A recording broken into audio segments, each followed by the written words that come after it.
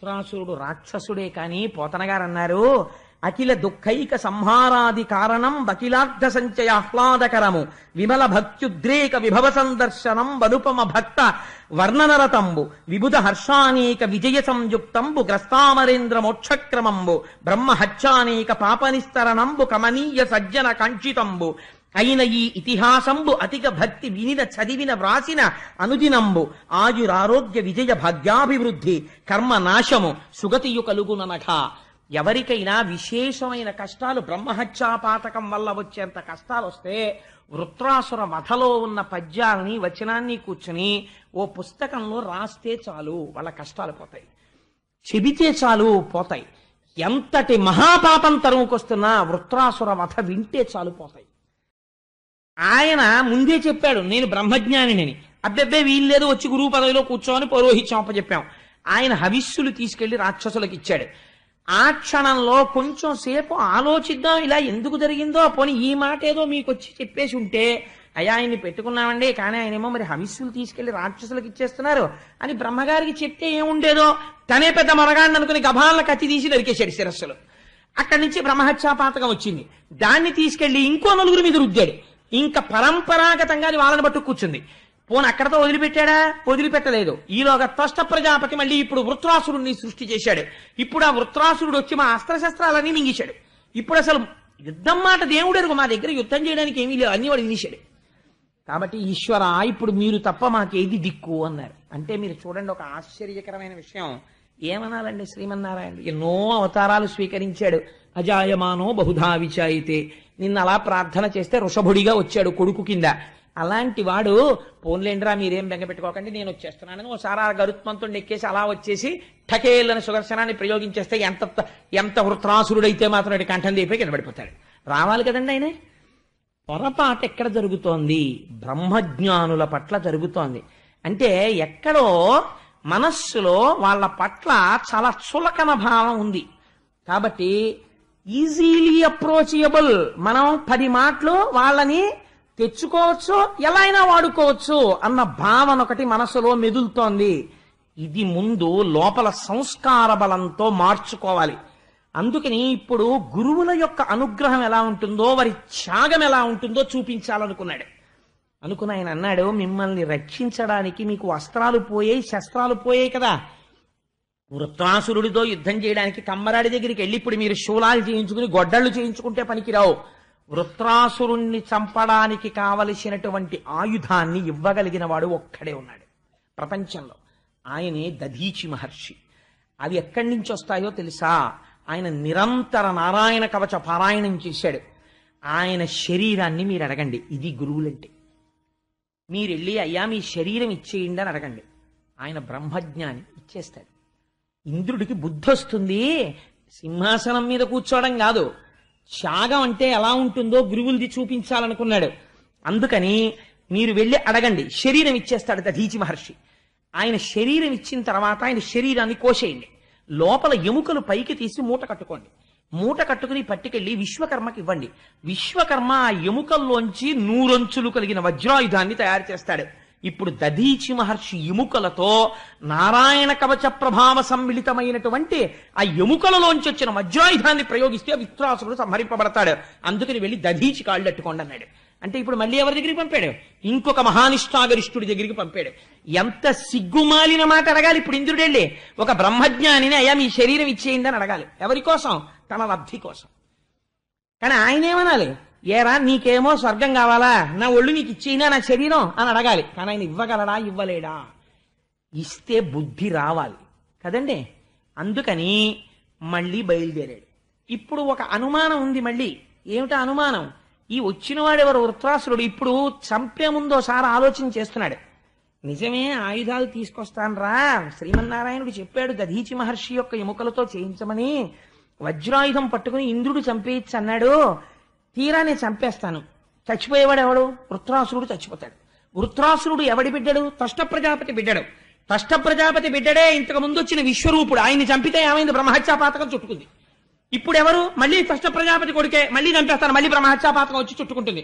మీకేం, మీరు పోతారు హాయిగా మీ పదవుల్లోకి, నేనేమైపోనన్నాడు. అంటే ఇప్పుడు కొంచెం పాపపుణ్య విచారణ ప్రారంభమైంది. అంటే వాళ్ళు అన్నారు, ఒరే అసలు ముందు మనం బతికితే కదా ఫస్ట్ ఆ వృత్రాసురుడిలోంచి నీకు బ్రహ్మహత్యాపాతకం వచ్చిందో ఇంకోటి వచ్చిందో, మేము ఎలాగోలా నీ చేత అశ్వమేధయాగం చేయించి నీకున్న బ్రహ్మహత్యాపాతకాన్ని విముక్తి చేయిస్తాం. ఈసారి ఎవరు పుచ్చుకోరు, తెలియక వాళ్ళు పుచ్చుకున్నారు నలుగురు. ఇంక ఈసారి వాళ్ళు పడుతున్న కష్టం చూశారు. యాత్ర కడదామంటే భయం, ఇంట్లో పుణ్యకార్యం అంటే భయం, గృహప్రవేశం అంటే భయం, పెళ్ళంటే భయం. అందుకని వాళ్ళెవ్వరూ పుచ్చుకోరు. అందుకని రే ఈసారి నీవు ఎవ్వరినీ చెయ్యి చాచి అడగక్కర్లా, నీకున్న బ్రహ్మహత్యాపాతకం మేము తీసేస్తాం. ముందెళ్ళి ఆ దధీచిని శరీరం అడగరా అన్నారు. ఎన్ని కష్టాలు వచ్చాయి చూడండి. ఇక్కడ ఒప్పుకున్నాడు. వీళ్ళందరూ తర్వాత చీ అంటారు, అన్నా పడాలి. ఎందుకని ఆనాడు బృహస్పతి వచ్చినప్పుడు లేచి నించుంటే ఇన్ని కష్టాలు వచ్చుండేవా? ఎక్కడి నుంచి ఎక్కడికి వస్తోందో చూడండి. ఒక్క గురువుని అవమానం ఎంత కట్టి కుడుపుతోందో చూడండి. అందుకని ఏం చేశాడు, మళ్ళీ అందరినీ ఇప్పుడు ఆలోచించి తను నిర్ణయం తీసుకోవడానికి లేడు. పెద్ద ఆయన వచ్చి చెప్పేశాడు, ఇంకా ఆయనకన్నా పెద్ద ఆయన ప్రపంచంలో లేడు. వెళ్ళలేదు అనుకోండి చచ్చూరుకుంటాడు. ఆయన ఏమంటాడు, మళ్ళీ ఎవరన్నా వెళ్ళాడు అదేట శ్రీమన్నారాయణ చెప్తే వెళ్ళలేదు, మళ్ళీ నువ్వు వచ్చావా మేమేం చేస్తామంటారు. ఈలోగా ప్రమాదం జరిగిపోతుంది. కాబట్టి ఇప్పుడు ఆలోచించుకోవడానికి టైం లేదు, ఇన్స్టంటానియస్ వెళ్ళి చేసేయాలంతే. అందుకని తప్పదు, బ్రహ్మహత్యాపాతకం మళ్ళీ వచ్చేస్తోంది, అన్నీ తెలుసు, ఆలోచించుకోవడానికి టైం లేదు. పరిగెత్తుకుంటూ దధీచి దగ్గరికి వెళ్ళాడు. ఎంత దిక్కుమాలిన కోరికోవాలి, ఒరే నువ్వు కూర్చోడానికి ఇంద్రుడి విని అడగడానికి మేము అంటే నువ్వే అడుగన్నారు. అంటే పాపం వెళ్ళి అడిగాడు. ఎంత దారుణమైనటువంటి మాట అడిగాడంటే, అయ్యా ఇవాళ నేను నా కర్మ కాలి ఇంద్రుణ్ణి నా అంత వాడెక్కడున్నాడు, నా అంత మొనగాడు, నన్ను అందరూ సేవిస్తున్నారని ఇలా కూర్చున్నాను. ఎప్పుడో తెలుసా, మా గురువుగారు వచ్చినప్పుడు. ఇవాళ నా బతుకేమిటో తెలుసా, అడగరానివన్నీ దేహి అని అడుక్కుంటున్నాను అని ఏమని అడిగాడో చూడండి. పోతన గారి ట్రాన్స్లేషన్ అంటేనండి పోతన గారికే చెల్లు. వ్యాసుడు సంస్కృత మూలం ఎలా వ్రాశాడో అలా ఆంధ్రీకరించాడు మహానుభావుడు. తెలుగు భాషకి ఉన్న గొప్పతనాన్ని బ్రహ్మతత్వంతో ఇనుమడింపచేసి భాషని ఈశ్వరుడికి నైవేద్యం పెట్టాడు పోతనామాచ్యుడు. అటువంటి మహాపురుషుడు ఆయన. చూడండి చిన్న పద్యంలో ఆయన అంటారు, దధీచి దగ్గరికి వెళ్ళి, దేహి సుఖము కోరు దేహంబు ఘటించి దేహి విడువలేడు దేహమిప్పుడు, దేహి అస్మదీయ దేహంబు కొరకునై దేహమీయ గదయ్య దేవతలకు. దేహి అంటే దేహం ఉన్నవాడు, దేహి అంటే ఈ దేహమును పొందినవాడు ఎందుకు పొందుతాడు, సుఖములు అనుభవిద్దామని పొందుతాడు. యజ్ఞం చేసినా యాగం చేసినా ఎందుకు చేస్తాడు, దీనికి సుఖాల కోసం చేస్తాడు. దేహి అంటే శరీరమును పొందినవాడై. ఇవాళ నేను ఏ స్థితికి వచ్చానో తెలుసా, నేను దేహంతో ఉండడానికి దేహి నిన్ను అడుక్కుంటున్నాను, ఇంతకన్నా నాకు బతుకు లేదు. అస్మదీయ దేహంబు కొరకునై నేను బతికుండడానికి దేహమీ గదయ్య దేవతలకు, నీ దేహం మాకు ఇచ్చేవయ్యా, ఇంతకన్నా నేను ఏమని అడగను, ఇలా అడగడంలోనే నేను చాలా చచ్చిపోయానయ్యా అని ఇంతటి ఇంద్రుడు తలదించుకుని అడిగాడు. ఆయన గొప్పతనం ఏమిటో తెలుసా అండి, ఆయన ఇంతకుముందు 2 మాటలు చచ్చిపోయాడు దధీచి. అదేమిటండి అలా ఎలా చచ్చిపోయాడని మీకు ఆశ్చర్యం ఇచ్చు. ఆయన ఒకసారి తపస్సు చేసుకుంటుంటే అశ్విని దేవతలు వచ్చారు. వచ్చి అయ్యా మాకు మంత్రం ఉపదేశం చేయాలండి మీరు అన్నారు. అంటే ఆయన అన్నాడు, తప్పకుండా మీకు ఉపదేశం చేస్తాను రా, కొంచెం చిన్న యాగం చేసుకుంటున్నాను, అయిపోయాక రండి చేసేస్తానన్నాడు. అంటే ఈయన వెళ్ళిపోగానే ఇంద్రుడు వచ్చి అన్నాడు, మీరు ఆ విద్య చెప్పేశారంటే వాళ్ళు అమరులు అయిపోతారు, మీరు చెప్పేశారా మిమ్మల్ని చంపేస్తానన్నాడు. ఈ అలవాటు ఉందన్నమాట అప్పటి నుంచే. అంటే మళ్ళీ వాళ్ళు వస్తే ఈయన అన్నాడు, ఒరే నేను చెప్పేస్తే వాడు చంపేస్తానన్నాడు రా, అందుకని ఎలాగన్నారు. వాళ్ళు అశ్విని దేవతలు, వాళ్ళు దేవ వైద్యులు. వాళ్ళు అన్నారు, ఏమన్నాడు, చంపేస్తాను కదా అన్నాడు. మేము పని చేస్తాం, ఇంద్రుడు ముందు వెనక చూడకుండా నువ్వు మాకు విద్య ఉపదేశం చేశావని చెప్పగానే నీ కంఠాన్ని నరికేస్తాడు కదా, ఆ పనేదో మేమే చేసేస్తాం. మేమే నరికేసి నీ కంఠాన్ని, నీ తలకాయ తీసుకెళ్లి పక్కన పెట్టేసి ఓ గుర్రం తలకాయ తెచ్చి నీకు పెట్టేస్తాం. ఆ విద్య పేరు అశ్వశిరము కదా, ఎలాగో నువ్వు గుర్రం తలకాయతో మాకు చెప్పి మాకు మహానుభావుడైనటువంటి దధీచి మహర్షి ఉపదేశం చేసేశారు అని అరుస్తాం. నేను వద్దన్నా చెప్పాడా అని కచ్చట్టుకొచ్చేసి ముందు వెనక చూడకుండా ఆ తలకాయ కొట్టేస్తాడు. అప్పుడు మేమేం చేస్తామంటే ఈ గుర్రం తలకాయ తీసేసి అసలు తలకాయ మళ్ళీ పెట్టేస్తాం అన్నారు. అంటే దధీచి అన్నాడు, అయితే మాత్రం ఎవడైనా ఏమంటాడండి, ఒరే మీరేమో ముందే తలకాయ తీసేస్తారా, గుర్రం తలకాయ ఎట్టేస్తారా, మీకు ఉపదేశం చేసేనా, ఆ తర్వాత మీరేమో అరిచి వెళ్ళిపోతారా, వాడు వచ్చి ఇంకోసారి నరికేస్తాడా, మీరు మళ్ళీ తెచ్చి తలకాయ ఎట్టేస్తారా, నాకేమిట్రా, నాకు ఎందుకురా ఇన్ని మాటలు తలకాయలు కోయించేసుకోవడం అని అడగద్దండి. కానీ గురువు అంటే ఎలా ఉంటారో చూడండి, ఎంత స్వార్థత్యాగంతో ఉన్నాడో. ఆయన అన్నాడు, పొన్లండి అలాగే నరికేయండి అయితే అన్నాడు. అంటే ఠకేలిన వాళ్ళు కంఠం నరికేసి ఓ గుర్రం తలకాయ పెట్టేశాడు. పెట్టేస్తే ఆయన ఉపదేశం చేసేశాడు. మాకు ఉపదేశం అయిపోయిందో వచ్చని వాళ్ళు అరిచారు. ఇంద్రుడు వచ్చి మళ్ళీ తలకాయ నరికేశాడు. వీళ్ళు ఈ తలకాయ తీసి పక్కన పెట్టేసి దధీచికి మామూలు తలకాయ ఎట్టేశారు. అయ్యయ్యో చూసుకోలేదని ఇంద్రుడు అన్నాడు. ఇంకా మళ్ళీ నరకడానికి వీల్లేదు. అందుకని దధీచికి అలా తలకాయ ఇచ్చేసింది. కాబట్టి ప్రాణంతోనే ఉన్నాడు, కాబట్టి బ్రహ్మహత్యాపాతకం రాలేదు.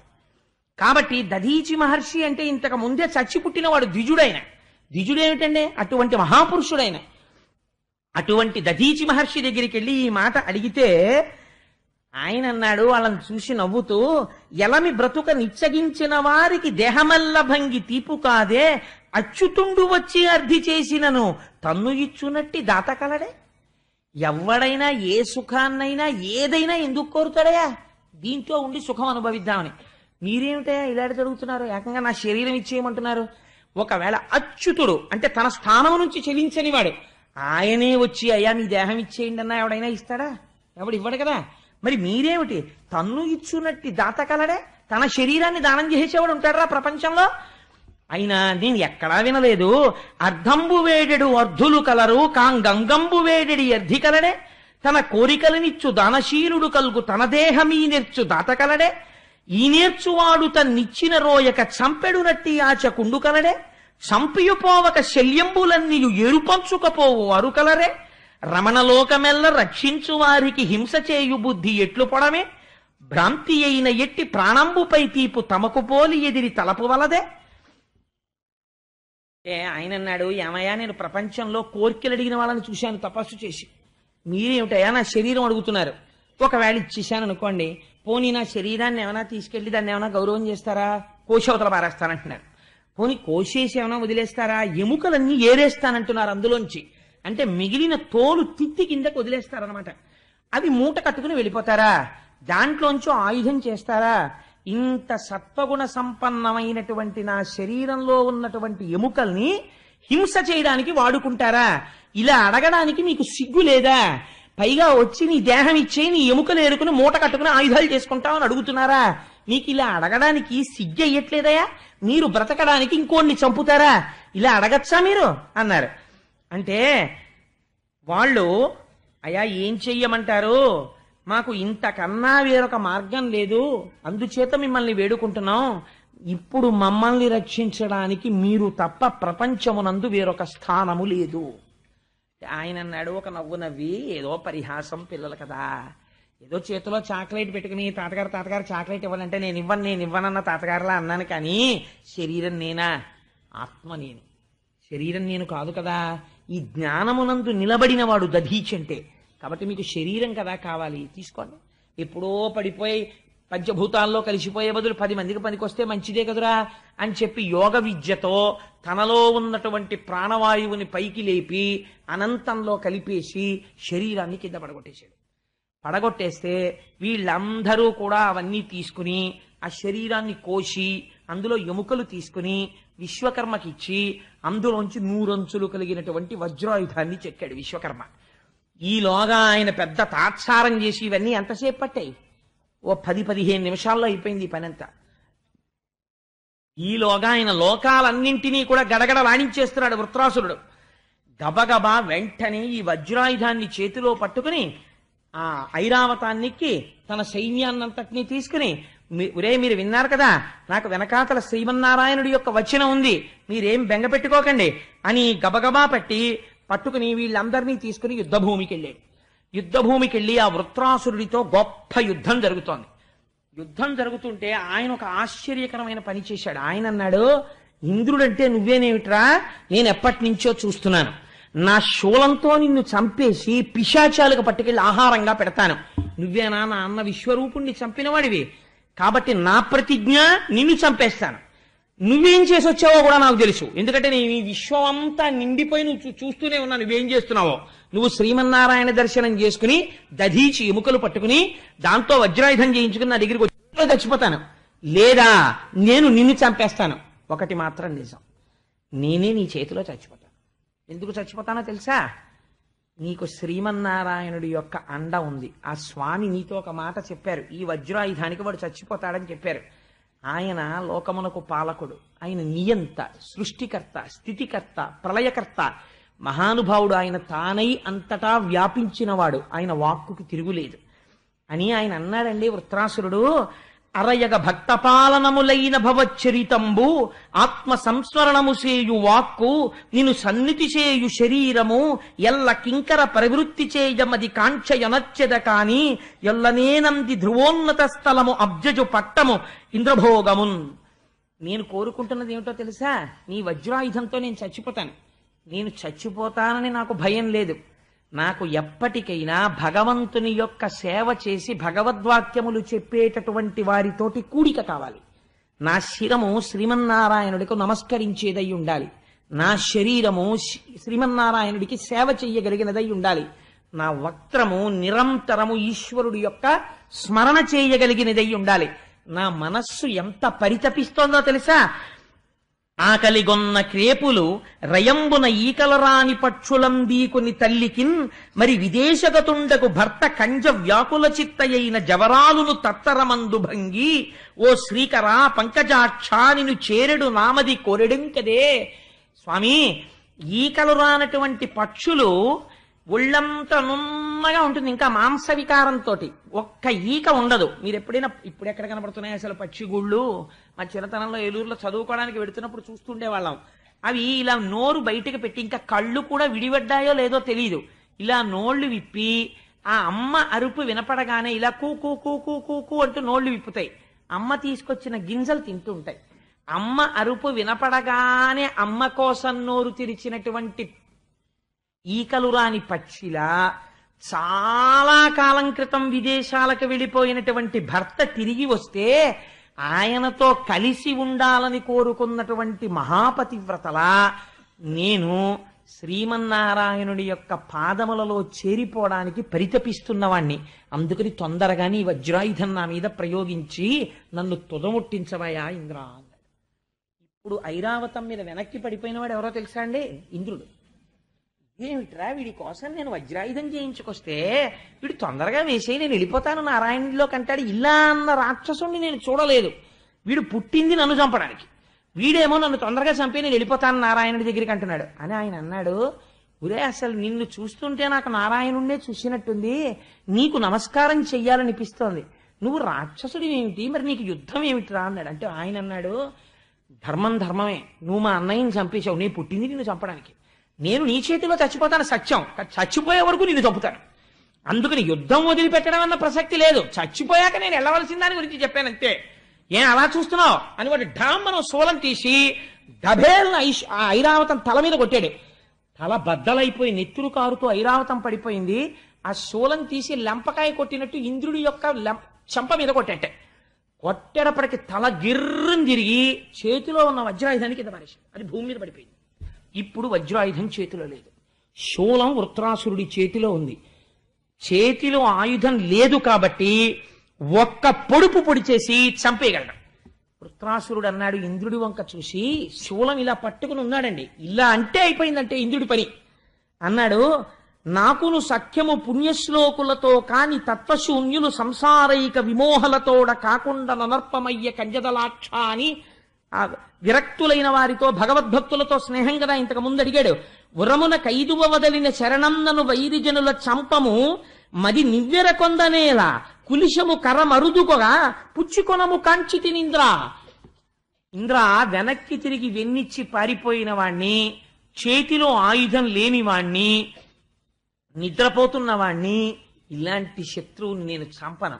కింద పడిపోయింది కదా వజ్రాయుధం, ఆ వజ్రాయుధం తీసుకుని నాతో యుద్ధం చేయండి. ఎంతటి ధర్మాత్ముడండి నిజంగా వృత్రాసురుడు. అంటే కింద పడిపోయిన వజ్రాయుధాన్ని అనుమానపడుతూనే, ఎదురుగుండా ఉన్నవాడు రాక్షసుడు, చక్కగా ఆయన దగ్గర ఇలా వంగిన తర్వాత పోటు పొడిచేస్తే, ఇంద్రుడు అనుమానపడుతూనే వంగి భూమి మీద పడిపోయినటువంటి వజ్రాయుధాన్ని చేత్తో పట్టుకున్నాడు.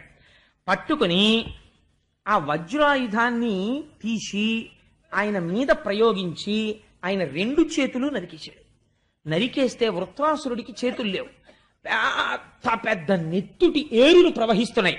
అలాగే వాడు అడుగులు వేసుకుంటూ దగ్గరకొచ్చి పెద్ద నోరు తెరిచి అన్నాడు. ఆ గాలికి ఇంద్రుడు యొక్క ఐరావతము అన్నీ కలిసి ఆయన నోట్లో గడిపాయి. గుటుక్కుని మింగేశాడు, కడుపులోకి పోయాడు. ఆ ఇంద్రుడిని కడుపులో పడేసుకుని నెత్తులు కారిపోతున్న చేతులతోటి హాయిగా యుద్ధభూమిలో తిరుగుతున్నాడు ఆ వృత్రాసురుడు. ఈ వృత్రాసురుడి కడుపులో గడిపోయిన ఇంద్రుడు అదృష్టవశాత్తు ఇతపూర్వం విశ్వరూపుడి దగ్గర నారాయణ కవచం పొందాడు. ఆ నారాయణ కవచ స్మరణము చేత వైష్ణవీ విద్య చేత ఏ స్థితిని పొందాడంటే వృత్రుడి కడుపులోకి వెళ్ళిపోయినా జీర్ణము కాలేదు. అలా నిలబడ్డాడు. కందడు, భీతి కుందడు, ప్రకంపనముందడు, పెద్ద నిద్దూరం చెందడు, తత్తరింపడడు, విశేషము చెప్పడు, వైష్ణవీ జయానంద పరైక విద్యను మనంబున దల్చుచునుండె కాని సంక్రందనుడా నిశాచరుని గర్భములో హరిరక్షితాంగుడై. ఆ వైష్ణవీ విద్య చేత రక్షింపబడుతున్నవాడై నారాయణ కవచాన్ని తలుచుకుంటూ వృత్రాసురుడి కడుపులో ఉండిపోయి వజ్రాయుధం పెట్టి ఆయన కడుపు కత్తిరించి అందులోంచి బయటకు వచ్చాడు. బయటికి వచ్చి ఐరావతం ఎక్కి ఆయన కంఠం దగ్గరికి చేరాడు. చేరి 1 సంవత్సరం పాటు వజ్రాయుధం పెట్టి ఆయన కంఠం చుట్టూ తిరుగుతూ ఆయన కంఠాన్ని కత్తిరించాడు. కత్తిరిస్తే ఉత్తరాయణ దక్షిణాయన పుణ్యకాలాల సంధికాలంలో వృత్రాసురుడి యొక్క శిరస్సు డుళ్ళి కింద పడిపోయింది. వృత్రాసురుడు రాక్షసుడే కాని పోతన గారు అన్నారు, అఖిల దుఃఖైక సంహారాది కారణం బకిలార్థ సంచయ ఆహ్లాదకరము విమల భక్త్యుద్రేక విభవ సందర్శనం వనుపమ భక్త వర్ణనరతంబు విబుధ హర్షానేక విజయ సంయుక్తంబు గ్రస్తామరేంద్ర మోక్షక్రమంబు బ్రహ్మ హత్యానేక పాపనిస్తరణంబు కమనీయ సజ్జన కాంక్షితంబు అయిన ఈ ఇతిహాసంబు అతిక భక్తి వినిన చదివిన వ్రాసిన అనుదినంబు ఆయురారోగ్య విజయ భాగ్యాభివృద్ధి కర్మ నాశము సుగతియు కలుగుననఘ. ఎవరికైనా విశేషమైన కష్టాలు బ్రహ్మహత్యాపాతకం వల్ల వచ్చేంత కష్టాలు వస్తే వృత్రాసుర వధలో ఉన్న పద్యాలని వచనాన్ని కూర్చుని ఓ పుస్తకంలో రాస్తే చాలు వాళ్ళ కష్టాలు పోతాయి, చెబితే చాలు పోతాయి. ఎంతటి మహాపాపం తరుముకొస్తున్నా వృత్రాసుర వధ వింటే చాలు పోతాయి.